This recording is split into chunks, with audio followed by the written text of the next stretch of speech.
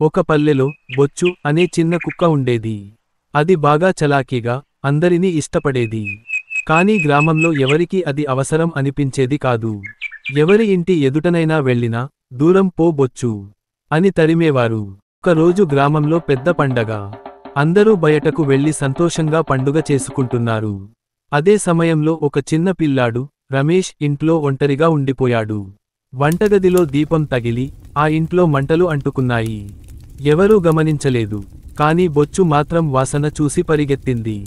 అది ఇంటి తలుపు దగ్గర బిగ్గరగా మొరిగింది.